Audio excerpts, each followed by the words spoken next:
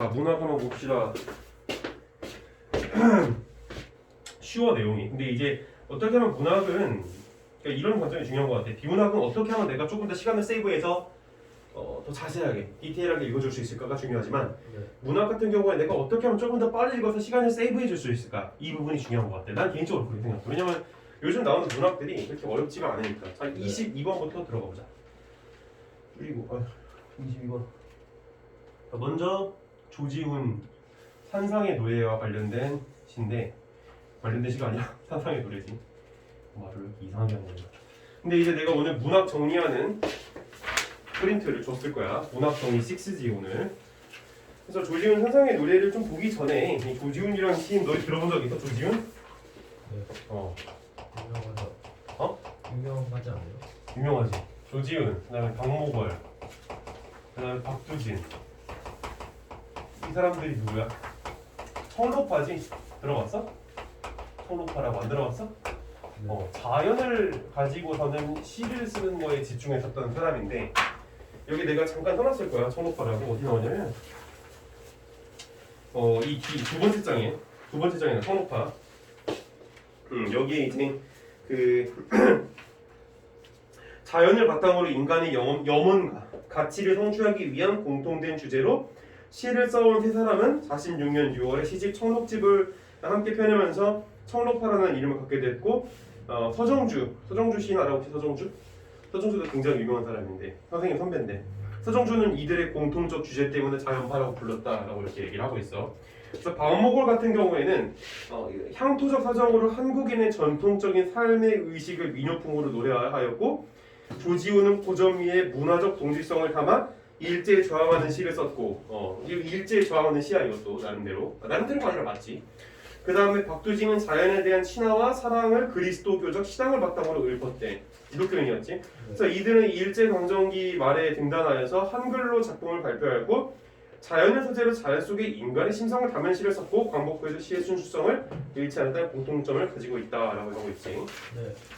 이 부분이 중요해요. 그래서 자연을 가지고 쓰셨다. 그래서 서정주 시인 같은 경우에는 이제 동국대 출신이거든, 이분도. 그래서 선생님 선배이긴 하시지. 옛날에 학교에서 교양 시간에 배우고 이랬었는데. 어쨌든 그래서 여기 들어가 보자. 그리고 오우씨 확 넘어가네. 자, 이 중요한데 오늘 시이고. 자, 높으디 높은 산마루라고 얘기하고 있어. 근데 시에서 중요한 건 뭘까, 얘들아? 시에서 중요한 거는 두 가지야. 뭐냐면 첫 번째는 당연하게도 함축적 의미. 뭐의 함축적 의미냐면 시어의 함축적 의미. 알겠지? 네. 시어의 함축적 의미가 뭔지를 파악하는데 정말 많은 공을 들여야 돼. 물론 이건 파악이 쉽지 않아요.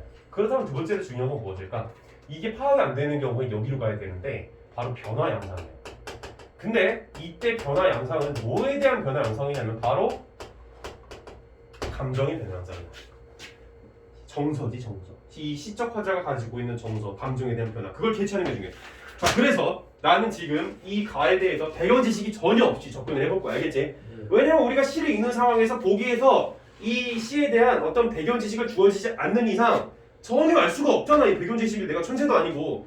그럼 그런 상황에서 시를 어떻게 읽어야 되는지 먼저 보여주고, 그 다음에 넘어가서 이와 관련된 이 문학 정리를 보고서 한번 얘기 다시 한번 해보자고. 오늘 뭐 아직 시간은 좀 넉넉하게 남아있는 것 같아요. 자, 높으니 높은 산마루.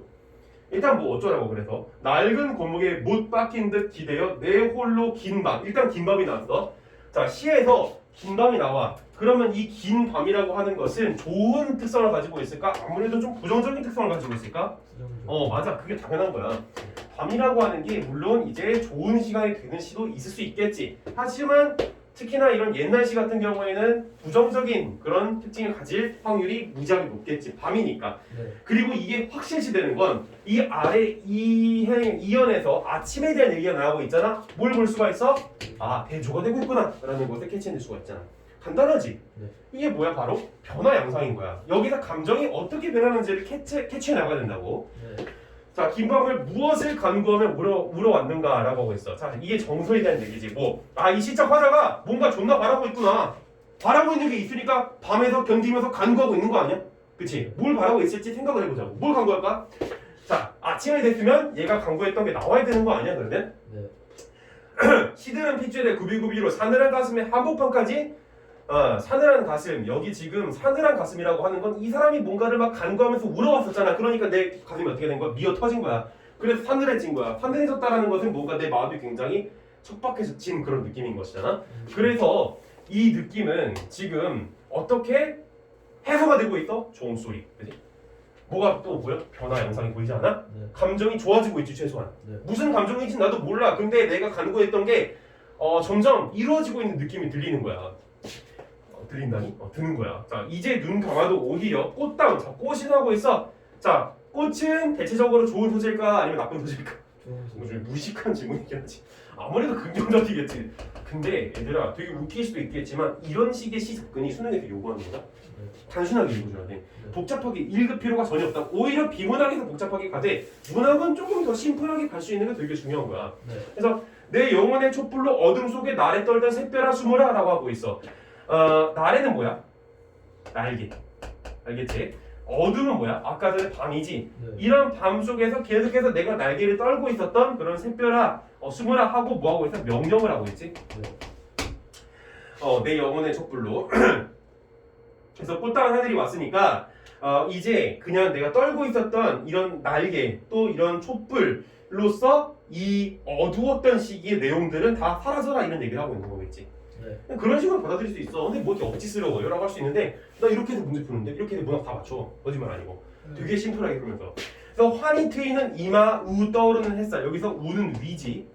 그래서 이마 위에 떠오르는 햇살. 자, 햇살이 떠오르면 얘는 당연히 역시나 긍정이겠지. 자, 감정의 변화가 이루어지고 있는 걸 볼 수 있는데 이 사람이 뭔가를 간구했었고 그 이후에 이 간구가 성취되고 있지 않는가?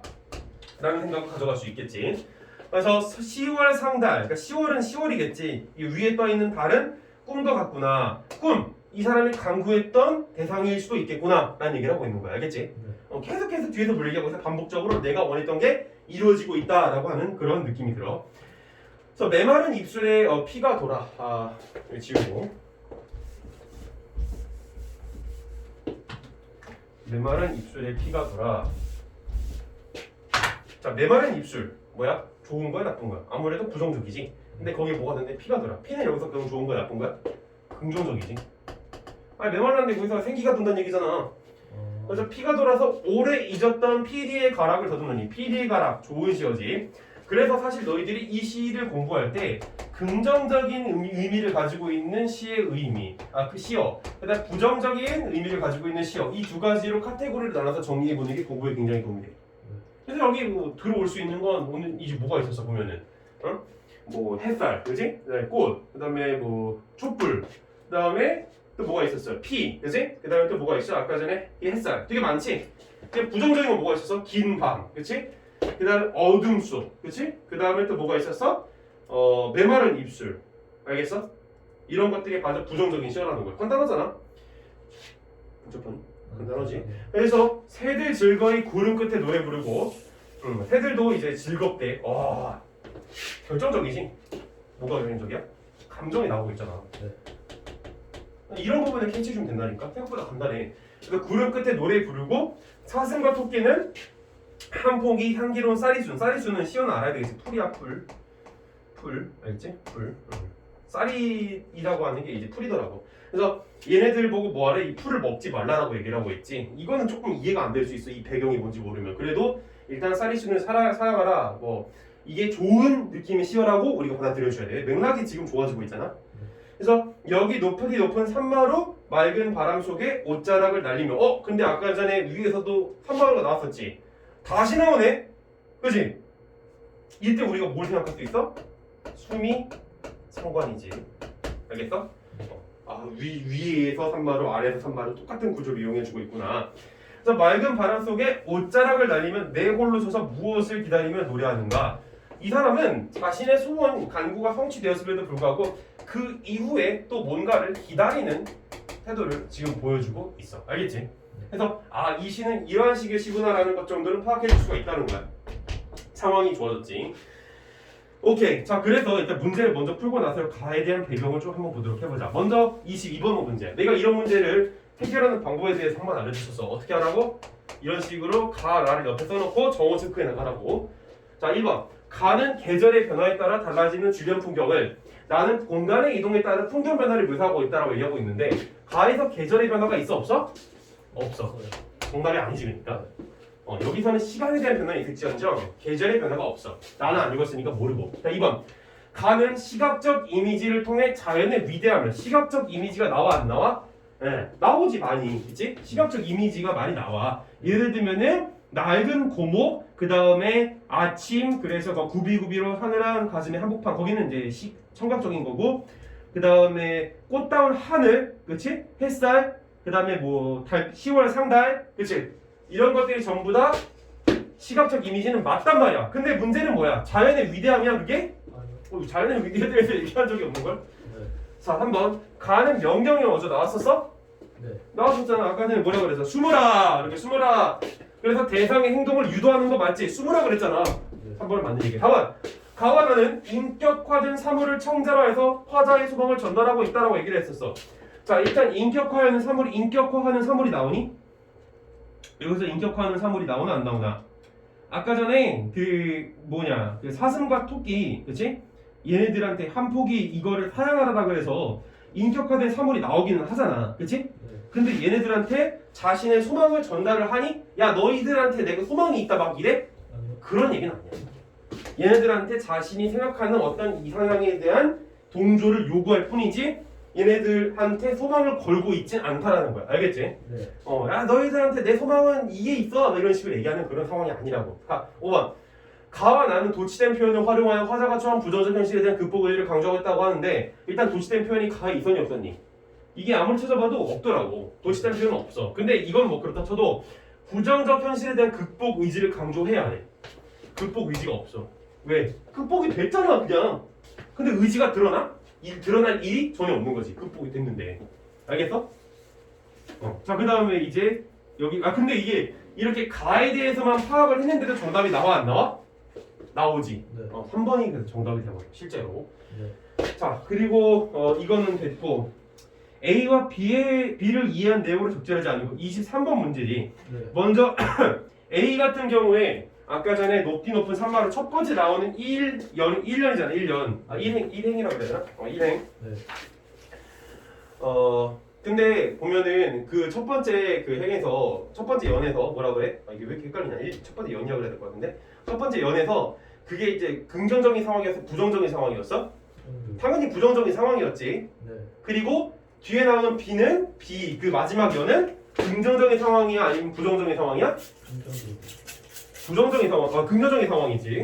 그래서 A는 부정적이고 그리고 B는 긍정적이다라는 입장에서 이 문제를 풀면 돼. 선생님 뭐가 그렇게 항상 단순하지라고 할 수 있는데 문항은 단순한 게 중요하다고. 심플하게 가는 게 중요해. 자 A의 높은 산마루에서 화자를 울게 한 문제, 어떤 문제가 있었는데 그 문제가 B의 여기 높은 산마루에서의 기다림의 대상이 아니다라고 얘기를 하고 있어.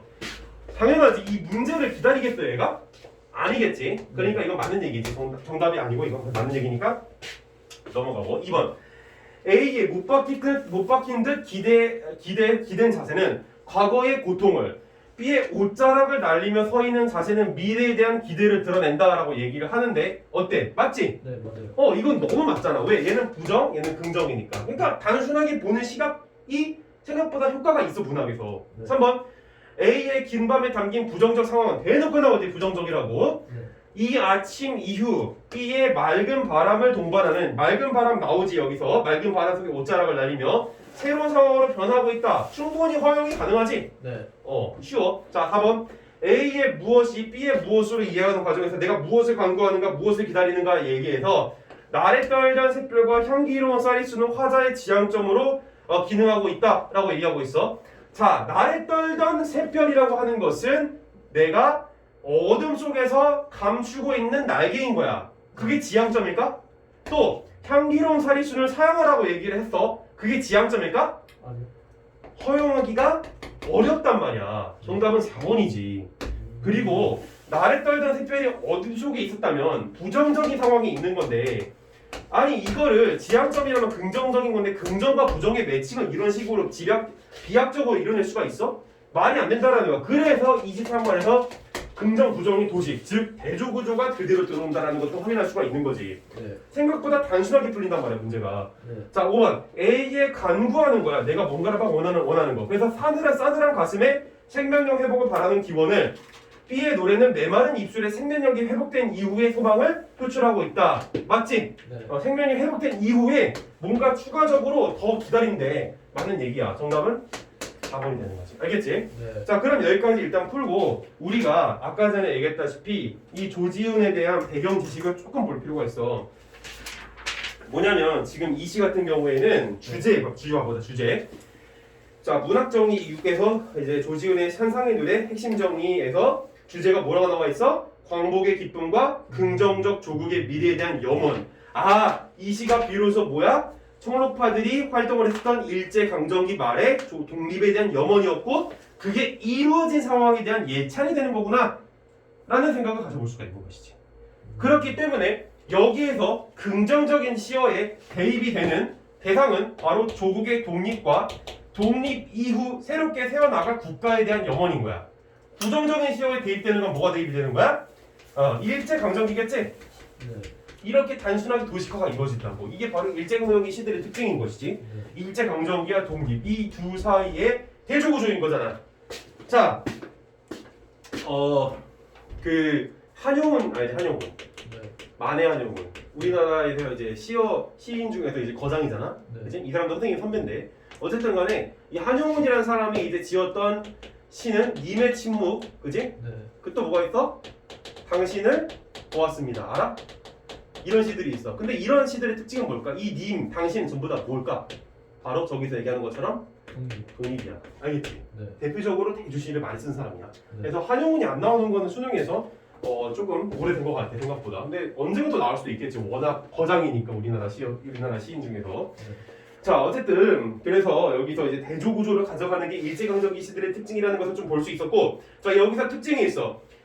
이 조지훈 산상의 노래 이제 시의 특징, 시간의 흐름에 따른 시상 전개. 이런 식으로 시간의 변화. 아까 내가 감정의 변화 영상을 캐치하라는 얘기를 했었잖아. 기억나? 네. 근데 이 감정의 변화 영상이 시에서 어떤 식으로 활용이 되고 있냐면 시간의 변화에 따른 감정의 변화로서 활용이 되고 있는 거야. 이 시처럼. 네. 이 부분은 우리가 이제 시를 공부할 때 이러한 케이스도 있구나라는 것을 케이스 공부로서 가져갈 수 있는 거야. 2번 대조적 시어가 나오지. 내가 오늘 굉장히 중요적인 대목이지. 그래서 대조적 시어를 통해서 변화한 화자의 정서를 강조하고 있다. 거기까지. 그 다음에 감정이입 많이 나왔었고, 그 다음에 4번 수미상관 구조도 나왔었지. 이거는 중요한 부분이야. 이런 건 선지로 반드시 나오게 되어 있지 원래가.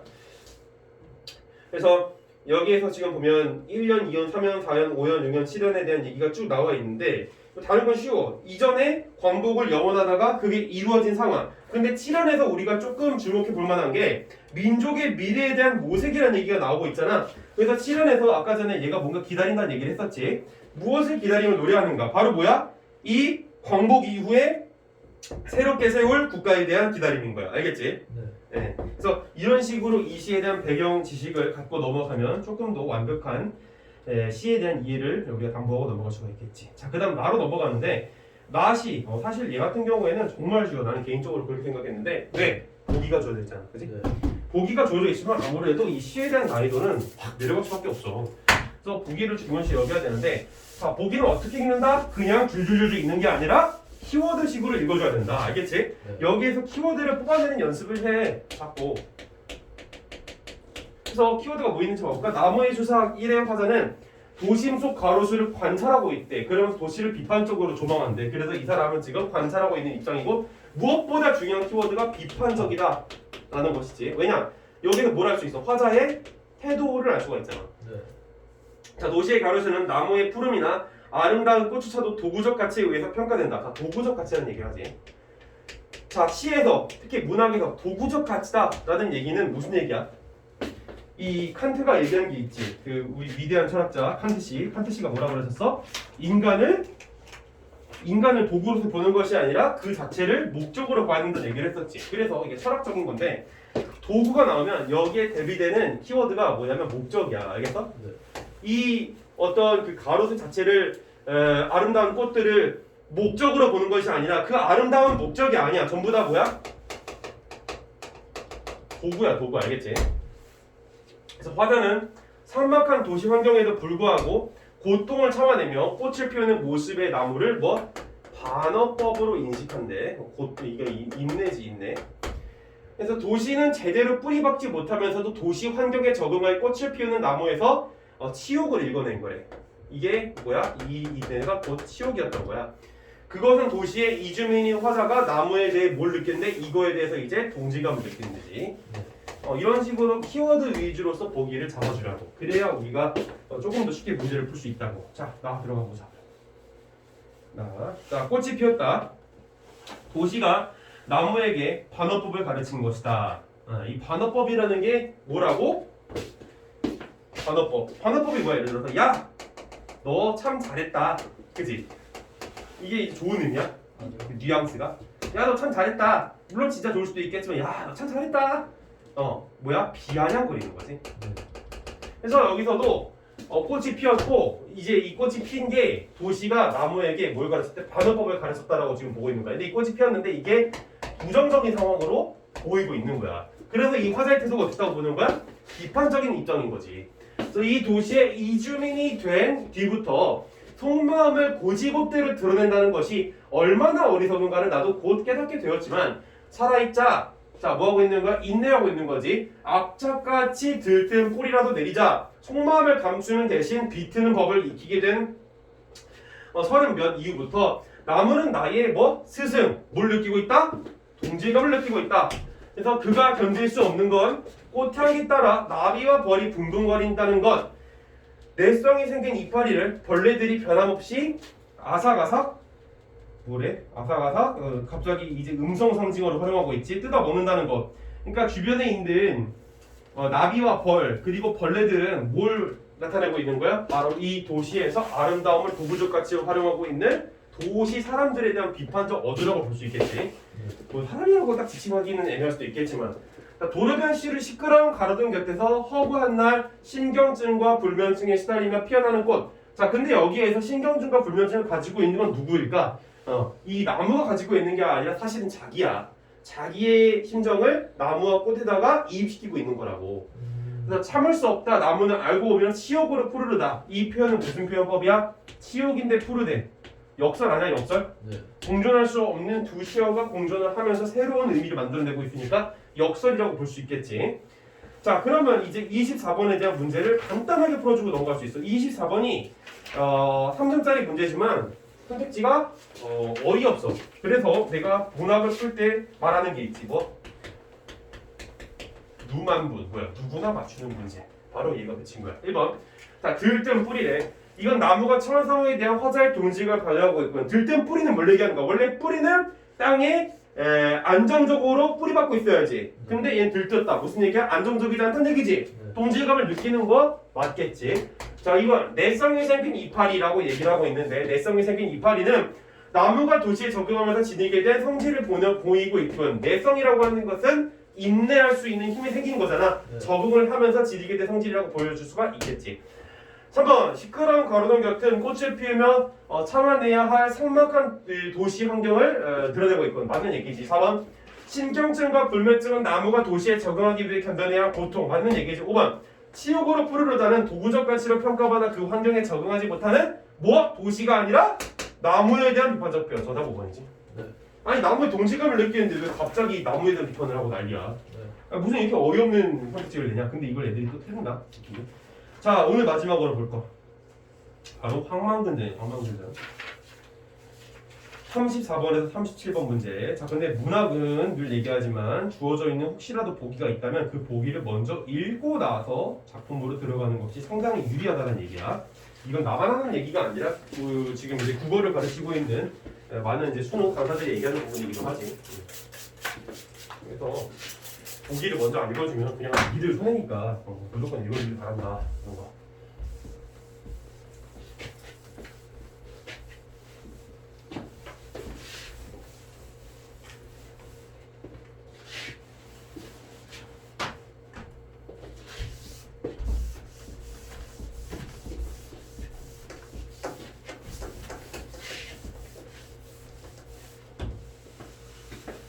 자, 봅시다. 37번. 자, 윗글은 민담적 여기 안 지웠네. 아무튼 그냥 읽자. 자, 윗글은 민단적 요소를 적극 활용한 현대 소설이래. 이게 고전 전이라고 하니까 뭔가 이제 고전 소설처럼 느껴지지만 사실상 현대 소설이래.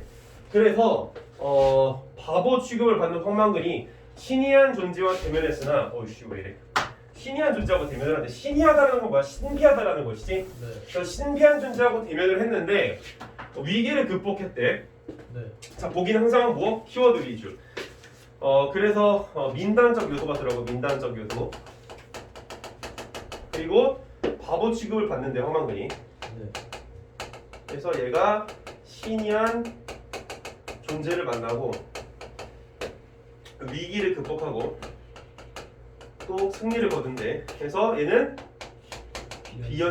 그렇지. 비현실적 이야기, 민단적 특성을 잘 보여줬대. 그래서 반복적이고 위협적인 어구 사용, 구성진 입담 등에는 언어의 주술성과 해학성이 잘 드러난다.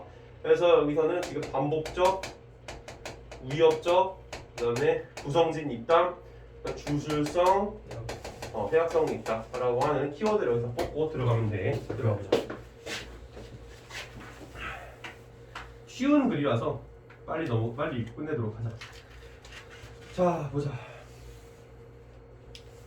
자, 앞부분 줄거리. 황만근은 마을 사람들에게 바보 취급을 받는데, 그래서 외지 출신인 민 씨는 그냥 달리 생각한대. 자, 그래서 여기 지금 등장하고 있는 인물들 보면 마을 사람들이 있고, 그 다음에 여기 누가 나와? 황만근이 있어. 그리고 민 씨가 있는데 이제 구도가 그래. 마을 사람들은 황만근을 바보 취급을 해. 이 자식은 바보야 이렇게. 근데 이거에 대해서 민 씨만은 맞아. 다르게 생각하는 거지. 그래서 이런 구도를 보여주고 있어. 수는 그래서 소설들이 이런 특징을 가져. 앞부분 줄거리에서 구도를 많이 보여줘. 네. 그래서 정리를 해야지. 그래서 어느 날 밤늦게 집에 가던 황만근은 토끼 고개에서 거대한 토끼. 아까 보기에서 나왔었던 뭐가 등장하는 거야? 신기한. 그렇지. 신기한 존재. 이런 식으로 대입해서 읽어가면 되게 빨리 읽을 수 있어. 네. 자, 그게 뭔 소리라? 내가 내 집에 내 발로 가는데 네가 뭐라고 집에 못 간다 하나? 귀신이만 싹 몰러가고 토끼만 착 뭐라고? 이게 여기 부는 게 낫겠는데? 앞뒤더라. 그래서 내가 너를 타고서라도 집에 갈란다 라고 하고 있어. 뭐 하고 있는 거야? 위기를 극복하려고 하는 의지를 보여주고 있지. 네. 그래서 실제로 승리를 거두는지 거두지 못하는지는 좀 더 읽어봐야 되겠지만, 그래서 거대한 토끼는 황만근이 한 번도 맡아본 적 없는 비린 냄새를 풍기면서 느릿하고 착한 음성으로 다시 말했다. 너는 여기서 죽는다. 너는 여기서 죽는다. 뭐야? 아까 보기에서 반복, 그지? 반복. 주술성이지. 주술성 이게 바로 주문을 외우는 것 같잖아. 황만근의 온몸에 소름이 돋고 털이란 털은 모두 위를 곤두섰다. 자, 모든 문학에서 관통하는 원리인데 항상 감정의 변화 양상을 캐치하라고. 그래서 여기 첫 번째 지금 등장하고 있는 장면에서 황만근이 느끼고 있는 감정은 두려움이겠지. 신기한 존재를 만나서. 왜? 여기서 뭐라 그랬어? 소름이 돋는 데잖아. 그래도 있는 힘을 다해서 토끼를 밀치며 비켜라! 하고 소리를 질렀다. 그런데 토끼를 밀친 황만근의 팔이 토끼의 털에 묻히는가 싶더니 진공청소기라는 소리에서 또 뭘 할 수 있어? 현대소설이지. 네. 진공청소기에 빨려드는 파리처럼 쭉 안으로 빨려 들어가는 것이었다. 황만근이 한 말이 아니라 그 말을 들은 민씨의 표현이다 라고 하고 있어. 자, 이런 식으로 중간에 서술자가 개입해서 뭔가를 얘기해주고 있어. 이거는 소설의 흐름을 빠르게 만들어주니 느리게 만들어주니? 느리게 만들어주는 거야. 지연시키고 있잖아. 그지? 아니 뒤에 얘기를 그냥 쭉 이어가면 되는데 중간에 쓸데없는 얘기를 넣음으로써 지연시키고 있는 거 아니야? 네. 이게 지연시킨다고 우리가 생각을 해줘야 돼. 혹시라도 그렇게 안 느껴진다면 지연시키는 거라고 이해를 꼭 해주길 바래. 네. 아니 중간에 쓸데없는 얘기를 뭐하러 넣어? 그냥 쭉 얘기하면 되지. 그럼 지연이 되는 거 아니야? 네. 황만근은 한 팔로 옆에 있는 나무를 붙잡으면서 빨려 들어간 팔을 도로 빼려고 안간힘을 쓰고 있대. 황만근을 빨아들이려는 공간은 아무것도 잡히지 않을 정도로 넓었고 허전했고 또한 소름 끼치도록 차가웠대. 토끼는 토끼대로 쉽게 끌려 들어오지 않는 황만근을 마저 끌어들이기 위해서 온몸을 떨면서 뒷발을 든 채 버티고 있었다. 자, 지금 황만근하고 또 토끼하고 싸우고 있는 상황인 걸 볼 수가 있고, 자, 그런 상태로 시간이 하염없이 흘렀대. 어느새 동쪽하늘이 부옇게 밝아오기 시작했다라고 얘기하는 거 보아하건데, 황만근이 토끼하고 만난 시점이 언제였던 거야? 밤이었던 거지. 네. 그래서 그러나 토끼는 황만근을 향해 너는 이제 살았다. 너는 이제 살았다. 너는 이제 살았으니 나를 놓아라. 뭐하고 있는가? 반복하고 있지. 자, 황만근은 오기가 나서 택도 없는 소리 말거라. 니를 탕으로 끓여서 어무이하고 나하고 마주 앉아서 먹어치우기다. 네 가죽을 빗기서 어무이 목도리를 하고 내 토시를 하고 장갑을 할기다. 니는 인자 죽어자 짜스가 하고 소리쳤다. 토끼는 다급하게 물었다. 자, 토끼가 지금 어떠한 심정을 보이고 있어? 갑자기 환만근에 대해서 당황하고 있는 모습을 우리가 읽어낼 수가 있지. 왜냐면 토끼가 다급하다 그러잖아. 그럼 어떻게 하면 네 팔을 빼겠느냐? 환만근은 팔을 안 빼는 게 아니라 못 빼고 있는데 토끼가 그렇게 물어보자 할 말이 없었다. 그래서 되는 대로 내 소원을 세 가지 들어주기 전에는 니가 이거는 못 간다 하고 말했다. 네 소원이 뭐냐? 우리 어머니가 팥죽 할머니 같이 오래오래 사는 거다. 팥죽 할머니란 팥죽을 파는 할머니 혹은 늘 팥죽을 쓰고 있는 할머니 같은데 그 할머니가 누구인지 어째서 오래 산다고 하는지 민씨는 모른다. 역시 흐름을 지연시키고 있지. 자, 그래서 토끼는 마을이 있는 서쪽으로 고개를 기울였다가 몸을 소스라치게 떨고 나서 힘겨운 목소리. 자, 얘가 지금 당황했고 떨고 있고 힘겨워하고 있고 하고 있어. 그러니까 지금 환만근에 대해서 두려움까지는 모르겠지만 뭔가 귀찮고 짜증나고 있다는 현실을 볼 수 있겠지. 그래서 지금 얘가 위기를 극복하고 승리를 가고 있는 거 환만근, 그치? 그런 과정을 좀 볼 수가 있어. 아니 보기를 읽었으니까 예측이 가능하잖아. 자, 그래서 힘겨운 목소리가 지금 들어주었다. 그 다음엔 여우 같은 마누라가 생기는 거다. 송편을 3번 먹으면 4줍을 올 거다. 답은 무엇이냐? 떡두꺼비 같은 아들이다. 마누라가 들어오면 용왕이 와서 그렇게 해준다. 이제 나를 놓아라. 내가 언제 니를 잡았나? 그 니가 갓부리면 되지 바보 자식아. 굉장히 어떠한 측면을 볼 수가 있어? 해학적이지. 니가 나를 놓는데 이 바보 자식아. 해학적인 표현의 대표적인 소설이 뭐가 있어? 김유정의 동동이지. 그래서 그러자 토끼는 속았다는 걸 알았는지 얼굴을 무섭게 부풀리더니 환만근의 얼굴에 뜨겁고 매운 김을 내뿜었다. 환만근이 눈을 뜨지 못하고 쩔쩔매다가 간신히 떠보니 어느새 자신의 팔이 돌아와 있는 것이다. 황만근의 주변에는 토끼털이 무수히 떨어져 바늘처럼 반짝이고 있었다. 황만근은 제대로 숨 쉴 겨를도 없이 집으로 달려갔다. 황만근이 두려움을 느끼다가 이 상황이 이제 극복이 되어서 안도하게 되는 상황이라고 이제 볼 수가 있겠지. 네. 자, 그래서 황만근은 제대로 숨 쉴 겨를도 없이 집으로 달려갔고 동네 곳곳에 닭들이 회떼서 소리쳐 울고 있었다. 황만근은 밖에서 어머니 어머니 하고 소리치면서 마당으로 뛰어 들어갔지만 방 안에선 아무 기척이 없었대. 자, 아무 기척이 없었다는 거에서 뭔가 낌새가 이상하다는 느낌을 받을 수는 있겠지만 계속 읽어봐야지. 방 안에 들어가 보니 그의 어머니는 그가 나갔을 때 근데 모습 그대로 다행이지 얼굴이 백지청처럼 변해 앉아 있었다. 근데 여기서 어머니가 계시는데 어머니의 얼굴이 백지장이라고 하는 얘기는 어머니가 황만근에 대해서 심히 걱정을 했다라는 것을 추측해 볼 수가 있겠지. 그래서 어머니 그가 어깨를 흔들자 젊은 어머니는 젊은 어머니래. 여기서 젊다라는 거에서 황만근도 나이가 그렇게 많지 않다는 걸 알 수가 있지. 모로 쓰러져 버렸대. 그러면서 카악하고는 목에서 주먹밥 덩어리를 토해냈다. 황만근이 어머니를 껴안고 통곡을 하다가 그러니까 황만근의 지금 마음이 두려움, 안도하다가 다시 어머니의 이런 이상한 모습을 보면서 두려움을 갖게 되잖아. 두려움을 갖게 되는 것이지. 통곡을 했었대. 그래서 손발을 주무르고 온몸을 어루만지자 어머니는 눈을 떴다. 니 와 인자 왔노? 밤새도록 토끼의 귀신하고 씨름을 하다 왔다. 니는 괜찮나? 이거 어머니한테 니라 그러네. 니 기다리다가 아까 해 뜰녘에 닭이 울길래 밥 한 덩이를 입에 넣었다가 목이 맥혀서 죽을 뻔했다. 움직였다가는 더 맥힐 것 같아서 손가락 하나 까딱 뭐하고 이래 니가 오기 기다리고 있었니라. 이 문디 같은 놈의 자스가 굉장히 해학적이야. 와 밥만 해놓고 물은 안 따라놨나? 황만근은 울다가 웃다가 해학적이지 덩실덩실 춤을 췄다. 그러고는 어머니에게 엉덩이를 채워 물을 뜨러 동네 우물로 달려갔다. 자, 황만근은 이제 두려웠다가 또 다시 안도하고 있는 모습을 볼 수가 있어. 자, 그래서 그날 우물가에서 황만근의 기이한 체험이 여러 사람의 입으로 하루 종일 수십 번 되풀이 되었고 종래는 마침내 황만근이 우물가로 초청되어 입이 아프도록 같은 이야기를 늘어놓아야 했다. 자, 지금 마을 사람들이 황만근이 토끼하고 싸워서 이겨낸 것에 대한 얘기를 듣고서는 황만근에 대한 인식이 과거에서 변화되고 있는 것을 볼 수가 있는 것이지. 그러니까 황만근이 하고 있는 얘기에 대해서 굉장히 흥미롭게 듣고 있어. 자, B. 송편을 3번 빚을 만큼의 시간. 곧 새해가 흐른 뒤에, 그러니까 송편을 3번 빚을 만큼의 시간이라고 하는 건 우리가 송편을 명절 때마다 빚잖아. 그렇지? 그리고 1년에 한 번씩 송편을 빚으니까 3번이 이제 3년이 흘렀다는 거지. 그래서 토끼의 말대로 어떤 처녀가 그의 집으로 들어왔을 때 동네 사람들이 황망관을 보는 눈이 달라졌다. 그 얘기는 황망관을 더 이상 바보로 보지 않는다는 얘기고 보기에 접목시켜 보자면은 황망관이 이제 승리를 하다가 바보식으로 갔다가 이게 체인지 되었다라는 것으로서 읽어줄 수가 있겠지.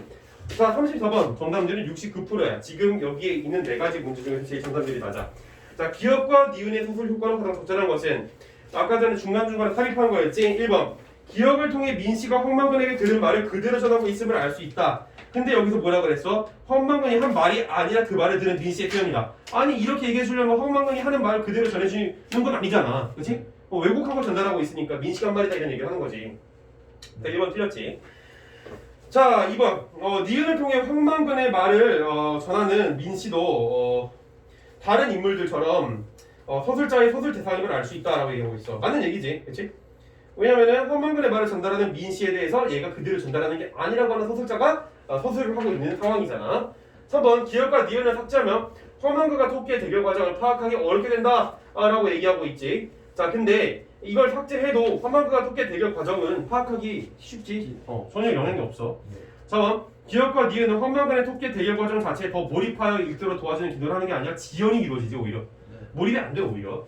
자 5번 기억과 니은을 통해 황망근이 민씨로부터 전해들은 이야기가 다시 서술되고 있음을 알 수 있다고 얘기하는데 반대지. 황망근이 민씨로부터 전해들은 게 아니라 민씨가 황망근에게 전해들은 거지. 자 35번 A에서 E를 이해한 내용으로 적절하지 않은 것은 무엇인가? 자 1번 A 너는 여기서 죽는다. 여기서 죽는다 뭐야? 바로 주인공이 기이한 체험을 하는 공간 맞지? 자 2번 주인공이 복귀할 이상적 공간 토끼가 마을 수다봤대잖아. 복귀해야 될 공간이 맞지? 한번 자 주인공의 지난밤 체험의 흔적이 남아있는 공간 C 주변 맞지? 토끼하고 싸웠던 곳이잖아. 그러니까 흔적이 남아있잖아. 막 털이 막 바늘처럼 있고. 자 4번 D 주인공의 어머니에 대해 불안을 감지하는 공간 D 보면은 여기서 지금 마당으로 뛰어들어갔다고 얘기하고 있잖아. 거기서 어머니에 대해서 불안을 감지를 했지. 아무 기척이 없으니까.